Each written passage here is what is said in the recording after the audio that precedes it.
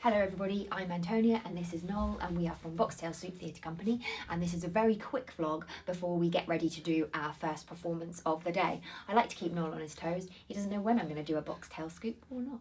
Today was not. We've got a show very shortly, so we just wanted to I'm say... partly in costume already. Yes, and I'm not quite yet, so I need to do my hair and all that sort of thing. But we wanted to talk to you a little bit about... So the title of this vlog is... How do you remember all those lines? Question mark, exclamation mark, which is probably one of the most common questions we get asked by an audience after one of our shows. And it makes us laugh a little bit because, to be honest, we always think of it as the least of our problems.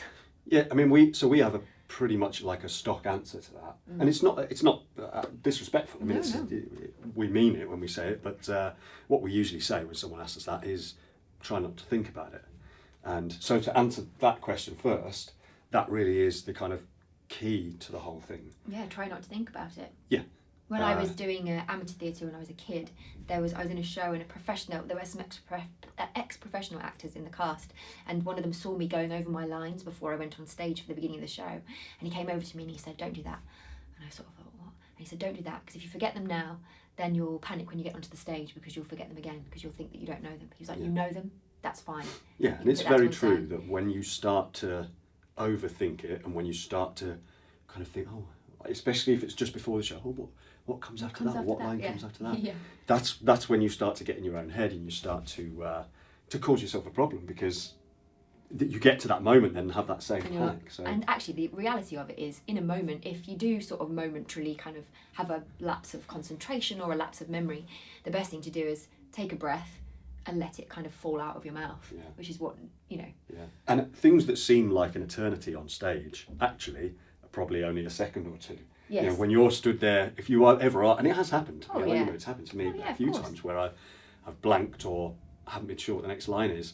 It feels like he's standing there for 10 minutes, but in actual fact, it's just a second or two, and then you come in with something. And we also have to remember that we always say, that we're all together. We're together on stage together, so you help each other out. If one of you forgets, someone else will come in with something. And you can see the look of sheer panic in someone's eyes. Yeah, you can. And in fact, that moves quite nicely, thank you, onto the next part of what we were wanting to sort of talk about, which is the fact that really, I mean, there's a lot of telepathic communication that goes on during shows when things go wrong. Yeah, so especially for a show like ours, actually, learning your lines, remembering the lines, is often the least of your worries, so to speak, because we have so many different roles, and because we have the puppets, and because we have so many different physical things that we might be doing with the set. There is a lot of other stuff to be aware of and to remember, and also to have going on mentally on a separate level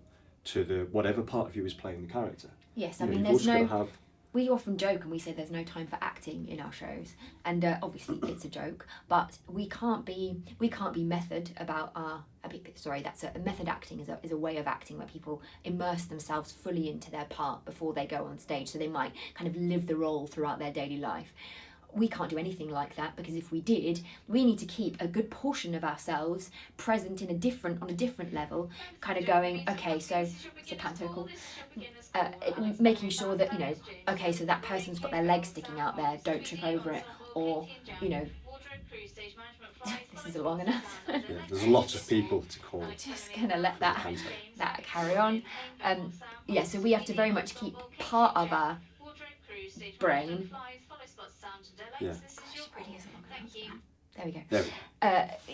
Present in a different way, to make sure that, because we might be playing one character ourselves, one character as a puppet, at the same time as moving a piece of set, or making sure that we've prepped a piece of set for a little bit later on in the show.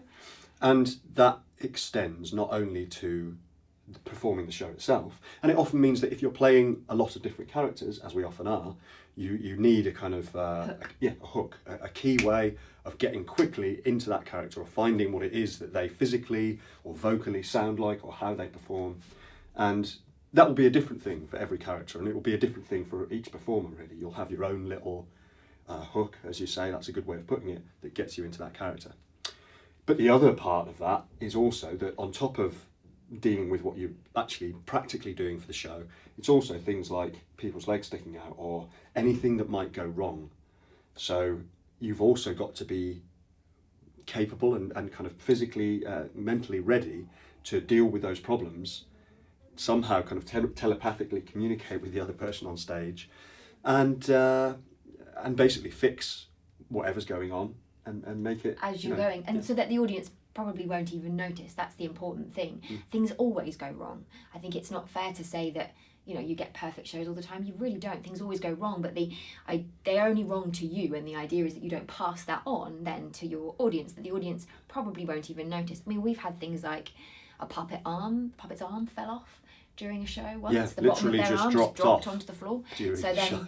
we had to swap. So I would normally operate that puppet with my right hand operating the R. I just swapped it around so that we could then finish the show. Yeah. We've had, all sorts of things. The sound just cutting out. Altogether, yeah. Altogether. We've had people, we've had the lights Just drop out entirely. go, and we've had several pieces of music playing at the same time. So much so, in fact, that we have to very calmly pause for a moment, Leave the desk. leave the stage, fix the Yeah. sound, and then calmly start up again. But if it's done in the right way, then really, obviously, in that case, the audience would have noticed that something was going awry, but it won't really affect the flow of the show. Yes, and hopefully won't affect their general experience of it. Yeah. And We had a good example maybe 3 or 4 shows ago now. We had a really, really lovely audience, and we had a lovely performance of Christmas Carol, and we had loads of lovely comments afterwards. They were really nice and they really enjoyed it. But for us, we were laughing afterwards because we said, as much as it was a fun show and we were happy with the performance, and that's, you always want to turn in a good performance, there were a lot of issues that came up as we were They going were along. just sort of silly things. I knocked over a lamppost. Which nearly knocked the set. Then Which- the bunting got in a tangle. Then I forgot to come in at one point. Then I left a waistcoat on.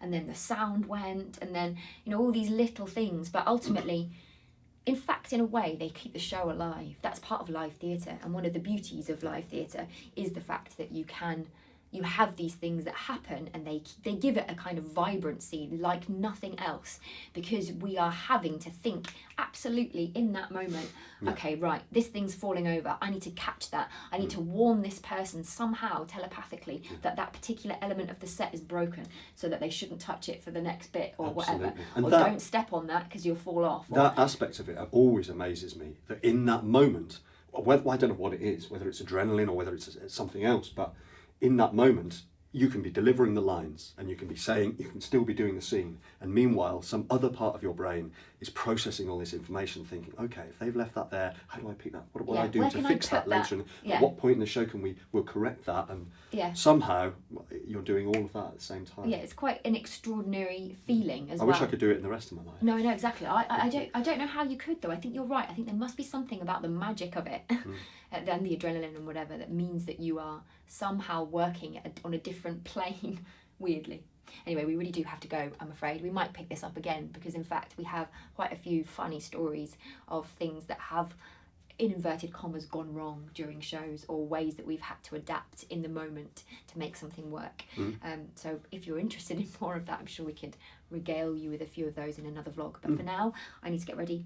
So Yes. do you, and we need to do a show. But as always, welcome to our new subscribers. I think we've hit over 200, which is so lovely. That's amazing. Yeah, that is absolutely amazing. For a little channel like ours, it's it's absolutely. really For great. people who've been watching for a long time, thank you. For people who just joined us, thank you. It's brilliant. If you have enjoyed them, please do like, subscribe, leave us a comment and all that sort of stuff, and we will be back again next week.